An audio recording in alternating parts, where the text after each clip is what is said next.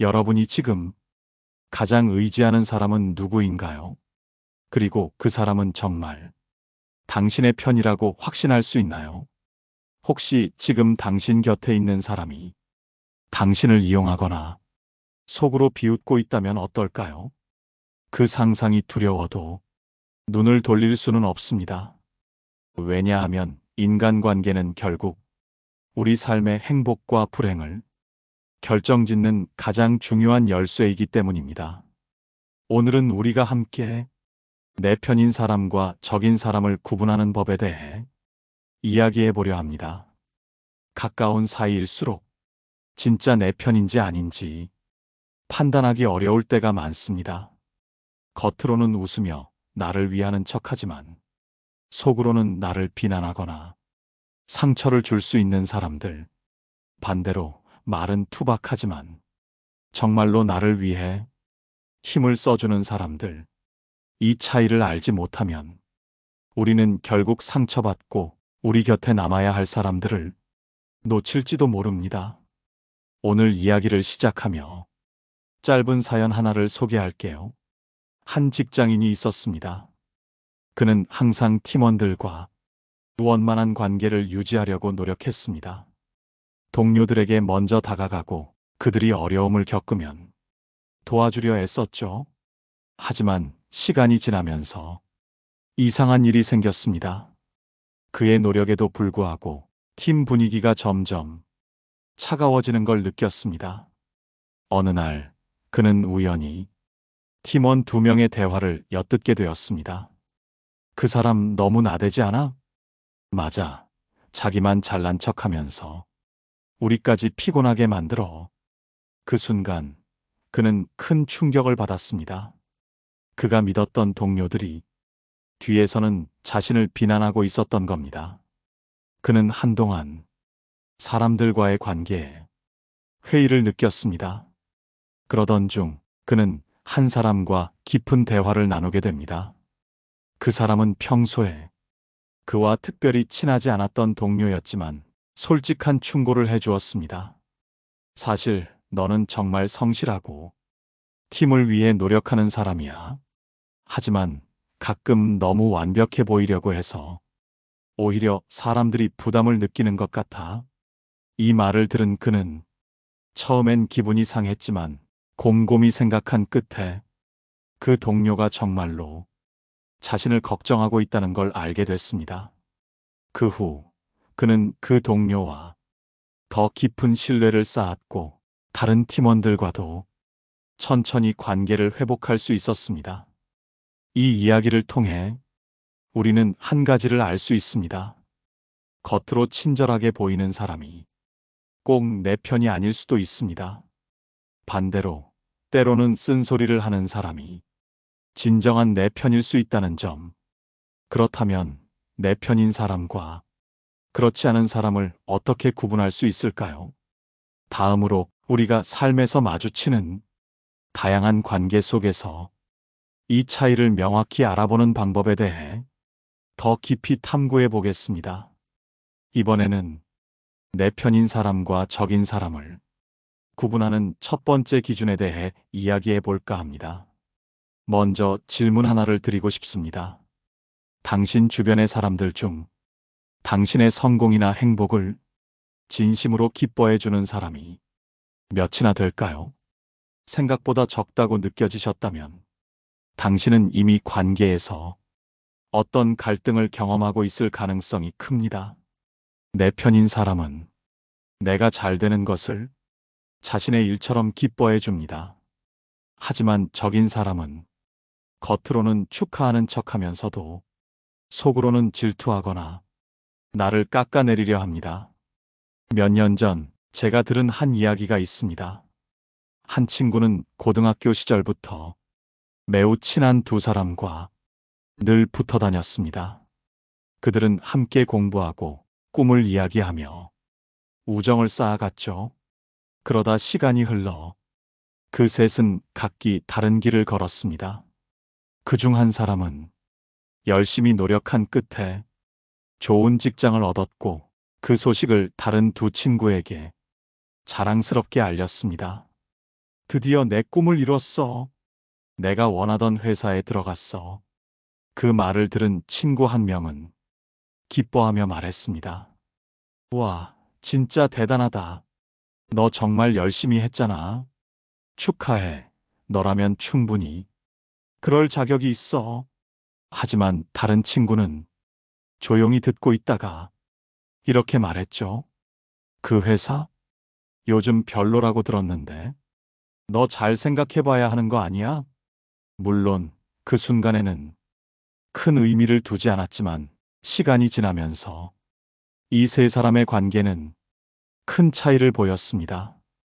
진심으로 축하해 주었던 친구와는 더욱 돈독한 관계를 이어갔지만 질투를 드러냈던 친구와는 점점 멀어지게 됐습니다. 여기서 중요한 점은 진정한 내 편은 나의 성공을 자신의 것처럼 기뻐한다는 겁니다. 그들은 나의 노력과 성과를 정당하게 인정하며 칭찬을 아끼지 않습니다. 반면 적인 사람은 그럴듯한 이유를 대며 나의 성공에 흠을 찾으려 하거나 그 가치를 깎아내리려 합니다. 이와 관련해 오래전 공자의 말이 떠오릅니다. 공자는 이렇게 말했습니다. 친구란 너를 올바르게 이끌어주고 너의 성공에 기뻐하며 너의 잘못을 진심으로 걱정하는 사람이다. 이 말처럼 우리가 주변 사람을 바라볼 때 그들이 나를 어떻게 바라보고 대하는지를 세심하게 살펴야 합니다. 그렇다면 질투와 시기의 감정 없이 진심으로 나를 응원하는 사람을 어떻게 알아볼 수 있을까요? 다음으로 실제 사례를 통해 이를 더 구체적으로 살펴보겠습니다. 사람의 마음은 참으로 복잡합니다. 누군가를 진심으로 응원하는 마음과 시기하는 마음은 한 끗 차이로 보이기도 하죠. 그렇지만 그 차이를 정확히 구분해내는 것이 우리 삶의 중요한 과제가 됩니다.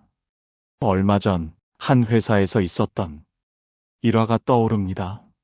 신입사원으로 입사한 지 얼마 되지 않은 지영 씨는 회사에서 좋은 평가를 받으며 빠르게 승진의 기회를 얻었습니다. 그녀는 자신의 노력과 결과가 인정받았다는 사실에 뿌듯함을 느꼈습니다. 하지만 지영 씨는 그 기쁨을 동료들과 나누면서 미묘한 분위기를 감지했습니다. 어떤 동료는 진심으로 축하하며 너 정말 대단하다. 열심히 한 보람이 있네.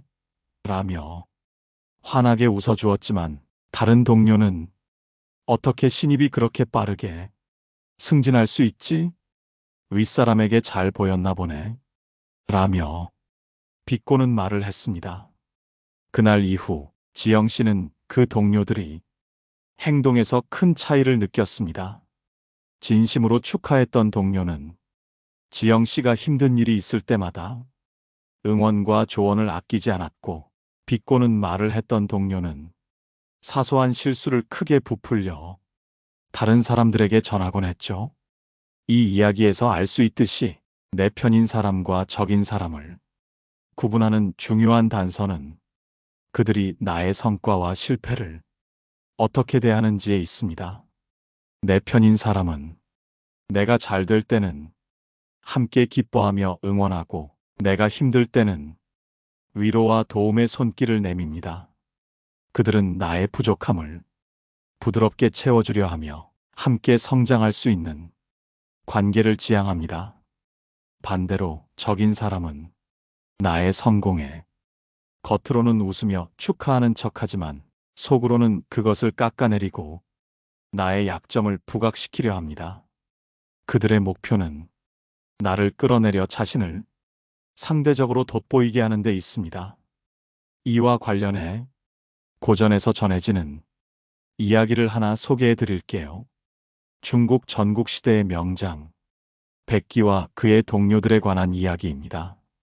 백기는 여러 전투에서 대단한 승리를 거두었고 그의 명성은 날로 높아졌습니다.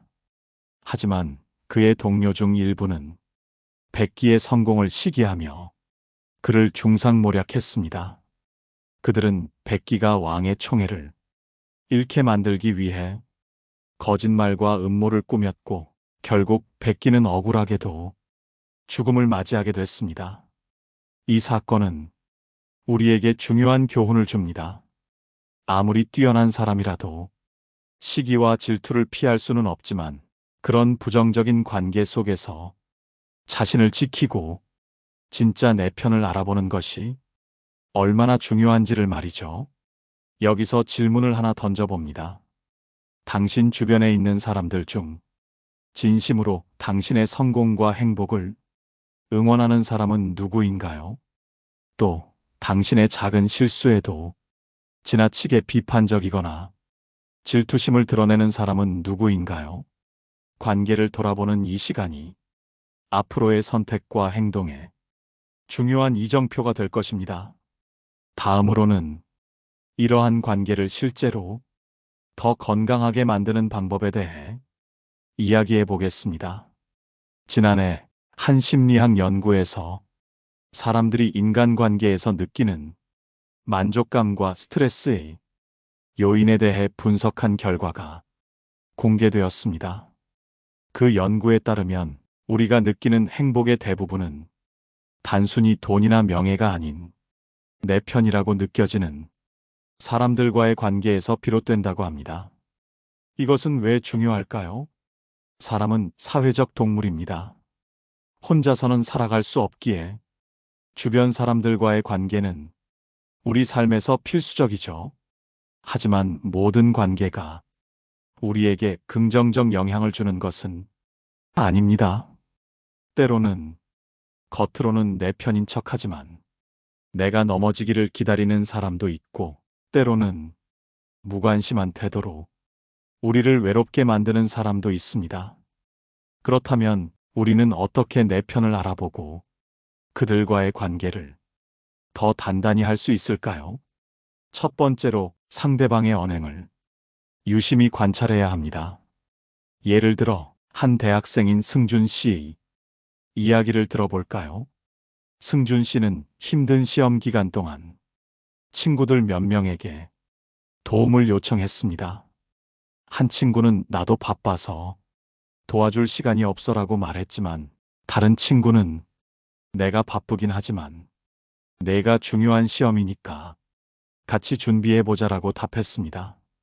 결국 두 번째 친구와 함께 공부하며 승준 씨는 성공적으로 시험을 통과할 수 있었습니다.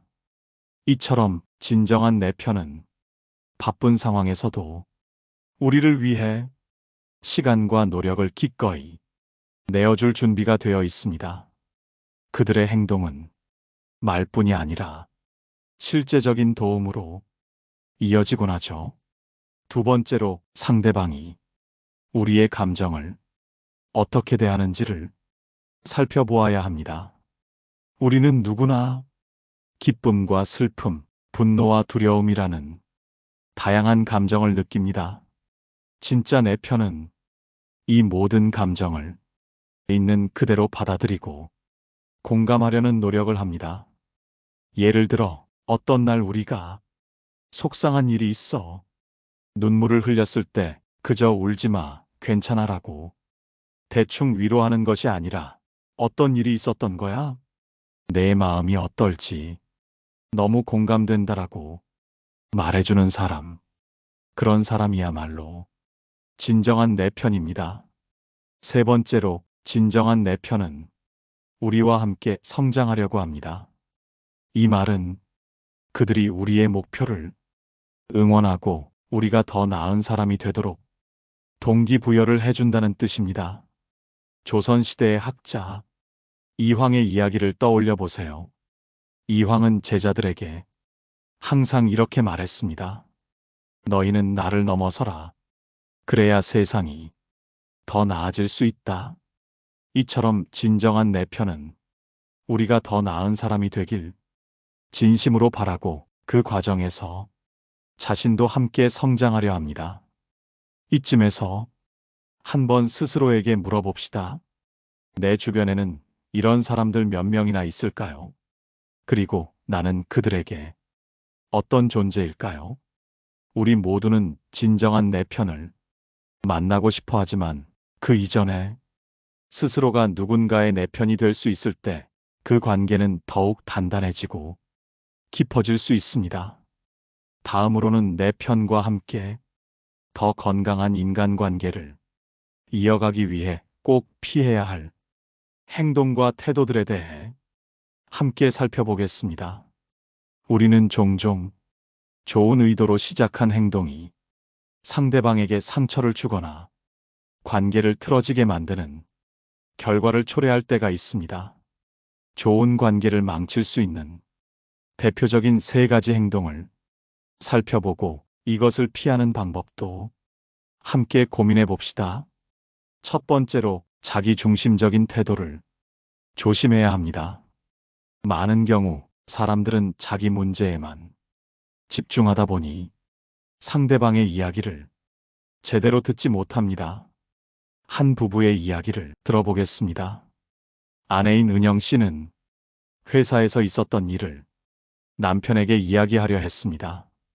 그런데 남편은 아내가 말을 꺼내자마자 나는 오늘 회사에서 정말 바빴어.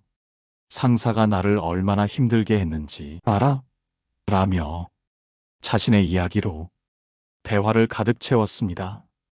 이 상황에서 아내는 어떤 기분이 들었을까요?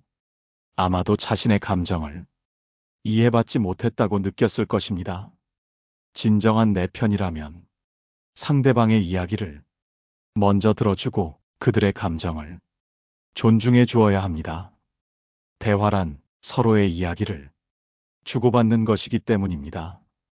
두 번째로 비난과 비교는 관계를 망치는 주요 요인입니다. 특히 우리의 친밀한 관계에서 이러한 행동은 더 큰 상처를 줄 수 있습니다. 어릴 적 친구 사이였던 민규와 태훈의 사례를 살펴보겠습니다. 민규는 시험 성적이 항상 태훈보다 좋았습니다. 태훈이 시험에서 좋은 점수를 받았다고 자랑할 때마다 민규는 그 정도는 누구나 받을 수 있어라며 비꼬거나 다른 사람과 비교하며 깎아내렸습니다. 결국 태훈은 민규와의 관계를 서서히 멀리하기 시작했습니다. 비난과 비교는 상대방의 자존감을 해치고 신뢰를 떨어뜨립니다. 그 대신 상대방의 성취를 진심으로 축하하고 응원하는 것이 중요합니다. 세 번째로 지나친 의존은 건강한 관계를 저해할 수 있습니다. 물론 내 편과의 관계에서 서로 도움을 주고받는 것은 필수적입니다. 하지만 한쪽이 너무 의존적이 되면 상대방은 부담을 느끼거나 지칠 수 있습니다. 한 회사에서 동료인 지연 씨와 영호 씨의 사례를 생각해 봅시다. 지연 씨는 항상 영호 씨에게 업무를 부탁하며 내가 잘 못해서 그래라며 책임을 회피했습니다. 영호 씨는 처음에는 도와주는 것이 큰 문제가 아니라고 느꼈지만 점차 지연 씨의 의존적인 태도에 지치기 시작했습니다. 건강한 관계는 서로 독립성을 유지하면서도 필요할 때 도움을 기꺼이 줄 수 있는 균형을 찾아야 합니다. 의존을 줄이고 스스로 해결하려는 노력을 기울이는 태도가 관계를 더 오래 유지하게 합니다. 그렇다면 우리는 이 모든 것을 어떻게 실천할 수 있을까요? 우선 상대방의 입장에서 생각해보는 연습을 시작해야 합니다. 그들이 처한 상황과 느끼는 감정을 이해하려고 노력할 때 우리의 태도와 행동도 자연스럽게 바뀌게 됩니다. 이와 함께 주기적으로 우리 자신의 행동을 되돌아보는 것도 중요합니다. 나는 상대방의 이야기를 잘 들어주고 있는가? 혹시 나도 모르게 비난하거나 비교하고 있지는 않은가? 이러한 질문을 통해 스스로를 점검하고 더 나은 관계를 만들어갈 수 있습니다. 다음으로 우리의 인간관계에서 기회비용을 생각해보는 중요성에 대해 살펴보겠습니다. 우선 우리가 관계를 선택할 때 기준이 되는 중요한 요소는 기회비용입니다.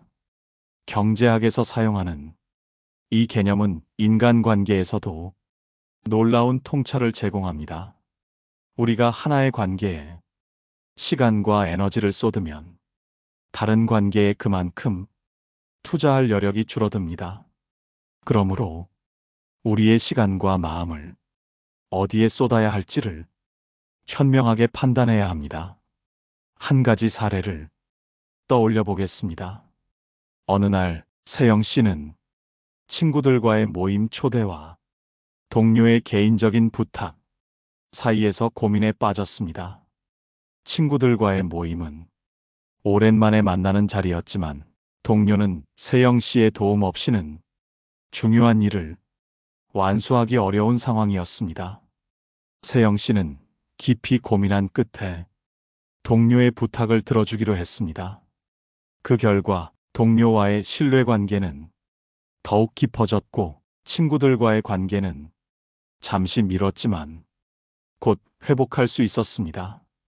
이처럼 우리는 한정된 시간과 에너지를 어디에 쏟을 것인지 판단해야 하는 상황에 자주 놓이게 됩니다.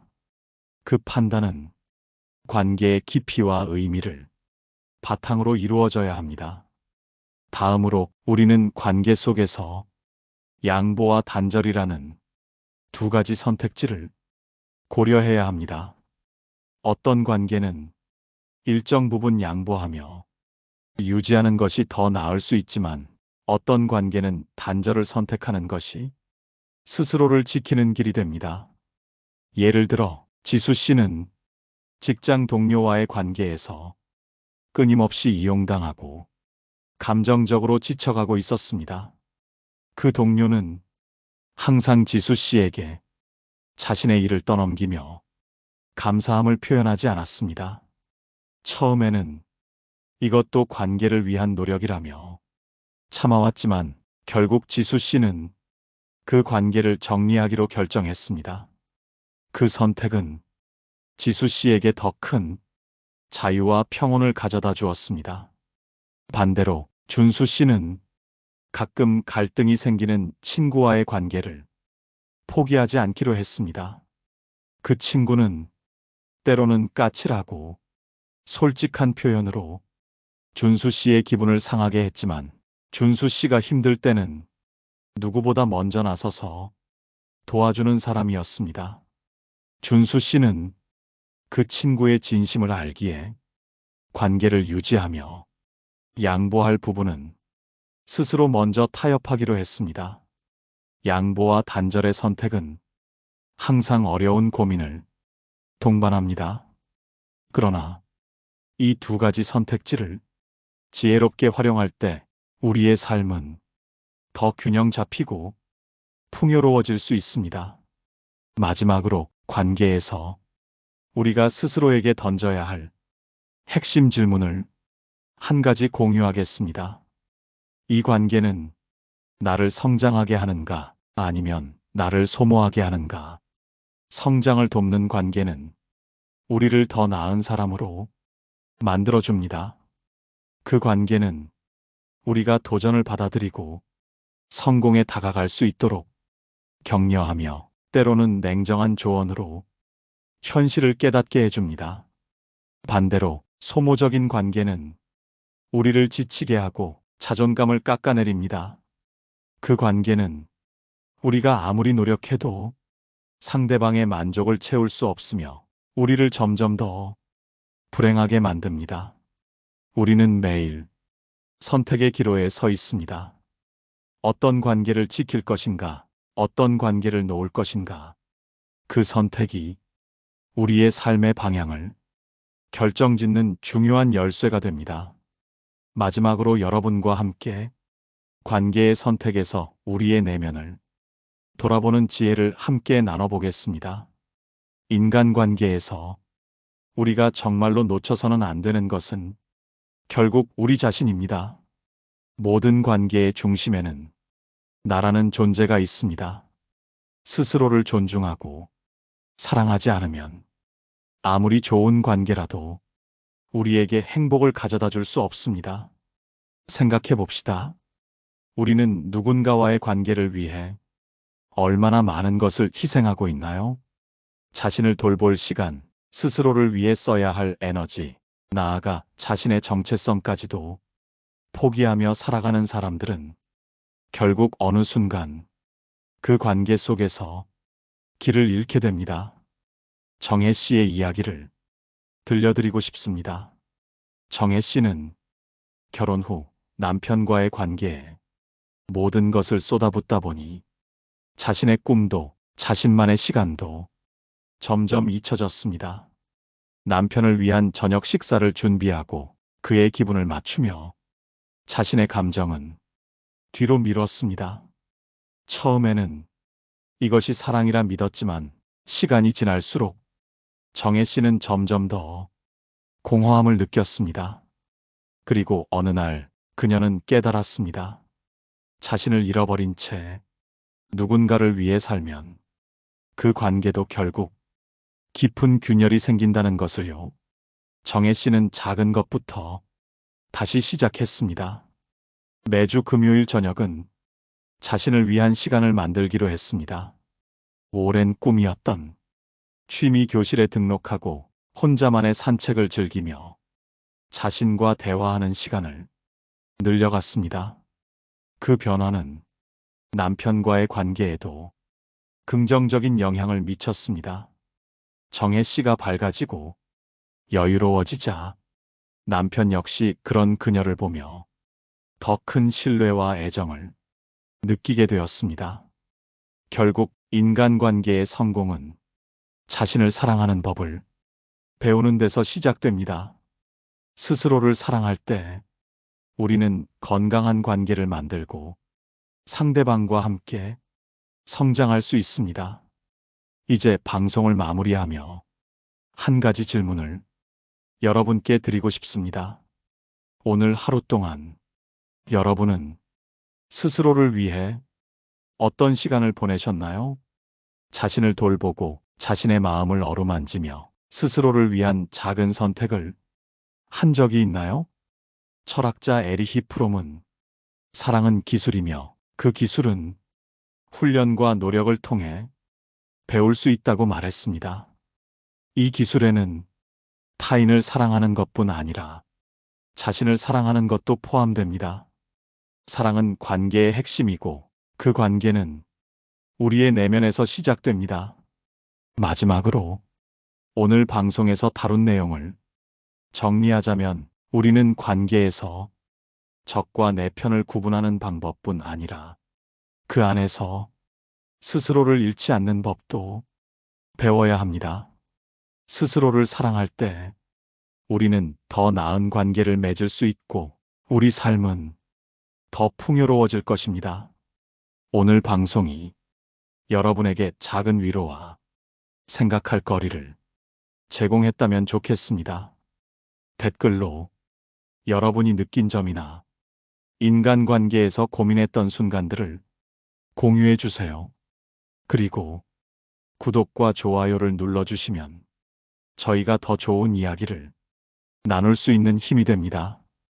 다음 영상에서는 더 좋은 얘기를 나눠보려 합니다. 오늘도 스스로를 사랑하며 행복한 하루 되시길 바랍니다. 감사합니다. 깨달음의 광장이었습니다.